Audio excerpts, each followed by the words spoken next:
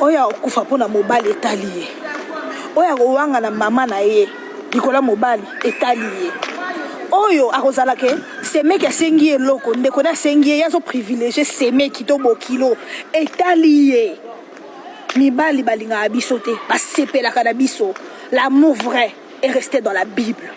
Les histoires de l'amour, chérie, je t'aime, ça n'existe plus. Tu meurs aujourd'hui, on te remplace. Au Kufio Longwe. Au Belio Pemi, au Kufio Longwe. Tu meurs seulement là où tu es parti. Là. Namatanga na yowana, alzuma si mosusu. Aki on l'a l'année la boutoana. Eux, leur manière de se consoler, c'est par le sexe. Mettez ça dans votre petite tête. Vous êtes là à m'écrire parce que vous êtes dans des émotions, parce que vous les aimez plus que votre propre vie. Vous pensez que ce sont des gens avec qui tu peux sacrifier ta vie. Sur le lieu comme un docteur, comme infirmier, vis ta vie. Parce que le mariage, tu n'as qu'une seule vie. Le mariage, un homme va t'empêcher, ne fais pas ça, ne fais pas ça. Aujourd'hui, quand tu meurs, il y a des gens, même Mibali, même eux, à remplacer les hommes, ce sont des égoïstes. Mettez ça dans votre petite tête. Ne venez pas avec les émotions. Il n'y a rien que Marcelo fait que les hommes ne font pas. Tu meurs quand Namatanga, non, ça m'a calme. Mibali a coufé maman. Yo, moi, si je coufé maman, Zaka, on pas maman, yo, Ozara Moutoua Serkei. Mibali, mon abonné, Moutoua Serkei. A coufé maman qui est au Lukamakango. Bala la peau, allons les soucis. Bango nyonso et les canards sexe. Même le pasteur Marcelo là, la fille là, le pasteur Marcelo ne l'aime pas. Il l'apprécie, mais il n'a encore pas appris, il n'a même pas encore appris à l'aimer. Vous-même, vous ne voyez pas que cette femme-là ressemble à sa femme.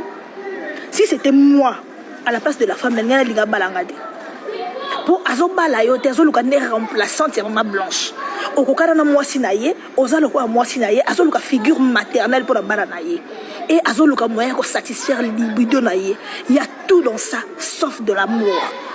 Akobandota la nengeni e baloleli ya Esther e kozana mbetu ndako banda ko sepela na ye par rapport à misala na ye ya mbetu denga obanda ko sala ye. Soki non ba salade.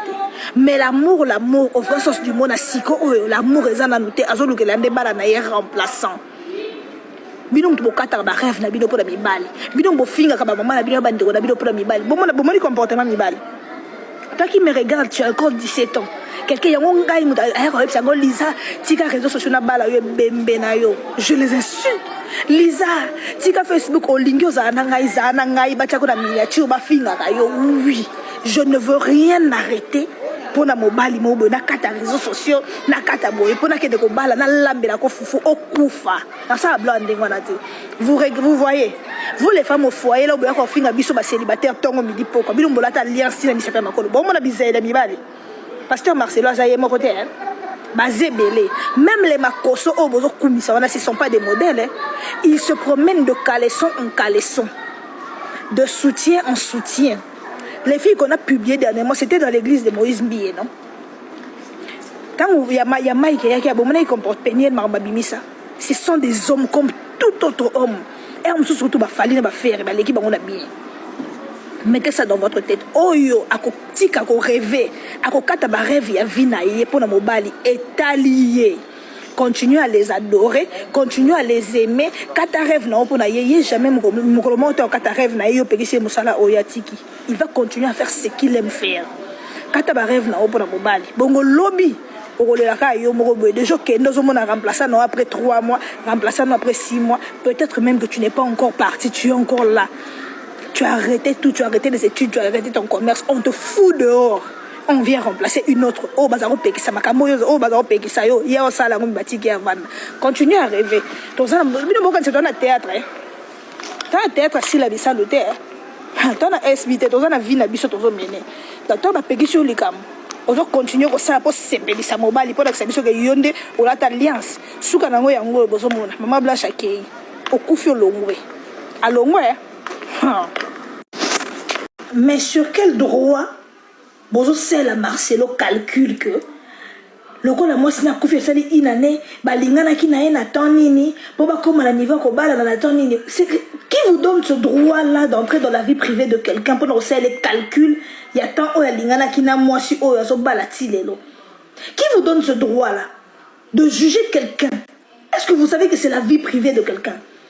C'est la vie, nous parlons de la vie privée d'une personne. Vie privée naïe. La manière dont il gère sa vie privée et sa sexualité ne vous regarde pas. Mais s'il vous plaît, arrêtez. Dans la vie de quelqu'un, arrêtez-vous quelque part. Est-ce que vous pouvez vous arrêter? Arrêtez-vous quelque part, mesdames et messieurs. Laissez Marcelo tranquille. Que Azala Soumamane, même s'il était avec cette fille-là avant que Maman Blanche ne parte, arrêtez. C'est la vie privée de Marcelo. Ce n'est pas vous qui allez montrer à Marcelo comment vivre sa vie, comment gérer sa libido. Qu'il rencontre cette femme aujourd'hui, qu'il le rencontre dans 1 an, même qu'il le rencontre dans 4 ans, pendant que Maman Blanche était là, ce n'est pas votre problème. Vous n'avez pas le droit de juger Marcelo, de faire le calcul sur sa rencontre avec sa nouvelle femme. Vous n'avez pas ce droit-là. Qui vous donne ce droit? Qui vous donne ce droit-là? Mais c'est du grand n'importe quoi, vraiment. Je suis étonnée, je suis stupéfait. Ursule. Mais non, vous poussez vous êtes en train de pousser le bouchon un peu plus loin. Ce n'est pas votre problème, arrêtez. Arrêtez, s'il vous plaît, arrêtez. Vous n'avez pas ce droit. Vous n'avez pas, qui vous donne, vous n'avez pas le droit d'aller jusque-là. Non. Mais sur quel droit, Bozo Sela Marcelo calcule que le coup la moi sina koufi sali inane balingana ki na ena tanini. Les Congolais, du coup, tout le monde est devenu expert en veuvage et en mariage pastoral, c'est ça? Que Marcelo se marie dans 1 semaine, se remarie dans 1 semaine après la mort de Maman Blanche, que Marcelo se marie dans 10 ans, que Marcelo se remarie dans 20 ans, ce que nous allons retenir, c'est qu'il s'est remarié, n'est-ce pas? Donc, le temps ne change rien. Maman Blanche ne va pas revenir et lui, il va toujours se marier ou se remarier parce que tout le monde sait que ce n'était pas le frère à Maman Blanche, c'était un mari. Un mari, lorsque vous mourrez, eh bien, tu te sépares de lui. Je veux que tout le monde, vous mettez vos émotions et vos sentiments. Les gens disent qu'il n'a pas aimé sa femme. Il a aimé sa femme. Nous n'allons pas mieux aimer Maman Blanche que Pasteur Marcelo Tounassi. Le problème, c'est qu'un veuf qui a une famille, qui a des enfants, vous ne pouvez pas le juger. Vous voyez? Marcelo a un enfant à bas âge. Il a besoin d'une figure maternelle pour ces enfants-là. Est-ce que vous comprenez? Il a besoin de quelqu'un pour s'occuper de ses enfants. Marcelo est marié il y a longtemps. Ce n'est pas un homme qui est habitué à vivre seul. Il est habitué à ce qu'une femme s'occupe de lui, de son réveil jusqu'à ce qu'il ira dormir, avec tout ce qu'il a comme charge et tout. Moi, j'ai une amie qui a perdu sa maman 3 mois après. Le papa se remarié et jusqu'à présent, c'est plus de 30 ans de mariage avec l'autre là. On a des amis qui ne sont pas pasteurs, qui ne sont pas reconnus comme pasteur Marcelo, qui ont perdu leur femme et se sont remariés 6 mois ou 7 mois après. Tout le monde donne l'exemple du général Makosso. Eh bien, général Makosso, ce n'est pas Marcelo. Peut-être que général Makosso a de la force d'être resté célibataire jusqu'aujourd'hui. Ce n'est pas la même force que Marcelo a. Peut-être le cousin de ton père ou la personne que toi tu connais a eu beaucoup de force. Après le décès de sa femme, il a pris 10 ans pour se remarier. Peut-être que Marcelo n'a pas cette force. C'est un papa qui est resté avec ses enfants. Et nous savons qu'après le deuil, c'est tout le monde qui va chez lui. Tu restes seul à t'occuper de tes enfants. Ce que moi, je vais demander à pasteur Marcelo, les enfants ne vont pas être d'accord, ça c'est vrai, mais il faut leur donner le temps. Il faut leur donner le temps. Et à la belle sœur qui vient d'arriver, il paraît qu'elle s'appelle Esther, quelque chose comme ça, où je ne sais pas comment elle s'appelle, elle doit supporter les Congolais. Parce que, bienvenue au Zaïre. Les photos de ses ex vont sortir, les photos de ses parents, les photos de ses grands-parents. On va dire des mensonges et des vérités sur lui. Nous, la belle famille qui connaissons Maman Blanche, nous allons toujours la mettre en concurrence avec celle qui est déjà partie. Elle aura à subir plein de choses de la part des Congolais qu'elle doit être obligée de supporter, même à l'intérieur de l'église. Elle sera obligée de supporter ça. Donc moi, je dis, félicitations au couple Tounassi. Félicitations au pasteur Marcelo et à maman Esther. Félicitations à la compassion, l'église du pasteur Marcelo Tounassi. Je ne suis pas experte en veuvage et je crois que je ne suis pas mieux placée pour gérer la vie du pasteur Marcelo que lui-même. Il est assez grand, c'est un père de famille, il sait ce qu'il fait de sa vie. Il sait comment il gère sa libido et tout. Voilà. Les aussi, on va la faire citer. Comme tout va se et quand on peut savoir, moi, le temps on va saigner tout et tout. Non, à un moment, toi, on a fait moi si bien. Oh yo, moi, on a fait si on a la maman de oh, c'est parce que quand tu dis des amants, on va faire un souci. C'est dit que quand on a fait, on va faire observer, on va faire quand vous battez la bénédiction Kalenga et du matin internet, la fille à l'état de bas, maman va être influenceuse et elle était servante du Dieu. Donc, bah, on est basé ma belle madame Baye déjà. Et si je te recoupe le moi, sur Marcelo a connu les mots. À la maman, à cause de l'exemplaire d'accord du Christ à Marcelo. Et de deux, à la maman, à cause de la famille, mais qu'on fait botibane, parce qu'on voit la fille. Mais pour Nanga déjà, la fille avait des. Non, ma maman blanche à titre, comme déjà ban à moi aussi. Donc, moi, je crois que avoir une mère des enfants déjà, à se répéter, à se passer que ça, le mec a pris sa dégâts. Il y a jalousie dans le monde, il faut supporter. C'est bon. Aïe, hein. En tout cas, heureusement que tous allons faire dans le lit, bazolanda, on a pu qu'on ait des alliés à terre.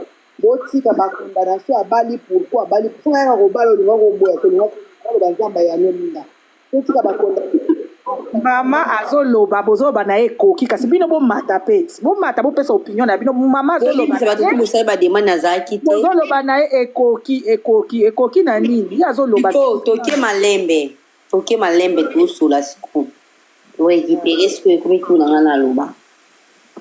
Bonjour. Bonsoir. Bato tous na boti na moi quelques minutes à te donner les questions vos paroles mon frère à quand tu boya ma fille dans bosso là tu vois. Moi on a passé un silo. On a nga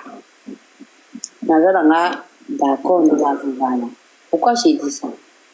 Comment il me dit ça à Kofi automatique coaching à c'est à ozonga te ma blanche.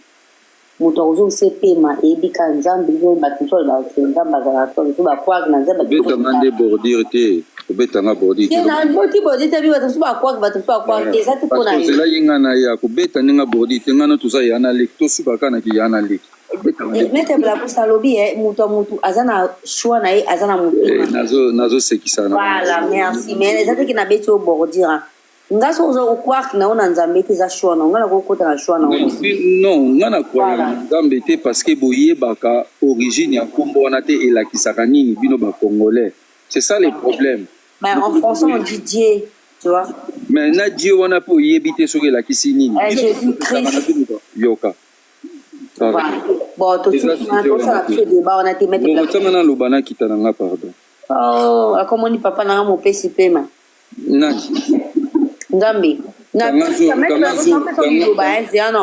Kanga zolo sikoyo biso to sambelela soki ya kopesa pema. Kanga ka zolo.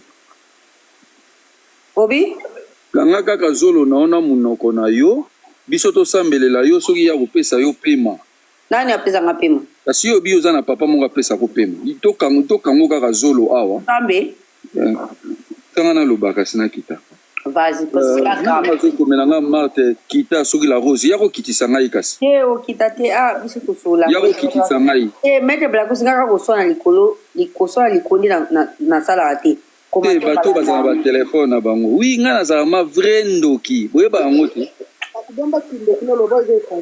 Mama, est-ce que ngana mateli yo mama? Tout ka no débat met pour nga passer Marcelo. Soki abalinga na mona mabe ezabi, tu vois? Et mon dossier a confié. Son mouta confié exactement mon travail aussi que ça y. Vous comprenez? Ngai, beaucoup de que une année, 2 ans, 3 ans. Nga na pesi ka exemple moko. Na beke fallait qu'on goûte na divorce, même pas quelques années à admission en zim babali était. D'autres baki na za jaloux. Il n'y a rien à voir. Moi quand j'ai dit que je touche l'argent, j'ai gagné beaucoup. na monde na tout yango fandi ntango nalalaka nayeba kuteki naza na compte na banque nayeba te kuti nazalaka ata na 1 euro voyez ata 1 centime 1 euro c'est trop dire même 10 francs nayeba te ke nazalaka nango na ntongo nde naolamuka process na ngai ozongaki 10 francs moko nazalaki nango voyez mpo na nga soki azobala topesa papa chance topesa ye félicitation mobali na mwasi tozalaka ndenge moko te parfois amataka ateyaka apesaka conseil e bamona eke non ndenge nayaka kopesa conseil wana papa wana atrompaka mwasi na ye abimaka na bandimi abimaka na bato balambelaka ye bacuisinier peut-être ainvite yango nasosa na ngai nazoloba alobi ke non lokola na invite ngo nasansi ke non naluka mwasi na nga mobwi nafanda na nga pose c'est ça parce que aza moto aza pasteur ya réseaux sociaux c'est que je peux dire aza pasteur ya réseaux sociaux soki ameki kosalaka scandale ya moke ou abandi kobima na bamakango matière audio bato babanda ya koloba keno na bima kutu na ye bato mosusu banda koloba keno nga kutu nayebi ye tozalaki na soirée ya lelo voilà yango wana nde eloko nga na oloba okompane wete blacos mwana nga na komprenaka oyo mo oyebi vas-y bon ngai naloba bonjour la panel omoni yango nga nalingaka déjà comme bato bayebi nga naza ndoki numéro 1 nga ma navandaka na satan naliaka na Lucifer nde nalia kusuka na 6 na minuit nazokende kokutana na Lucifer toyokana tokutana na ye na Champs-Élysées na opumbwa donc nalingaka vraiment ndenge wana parce que congolais ti lelo congolais nano comprendre na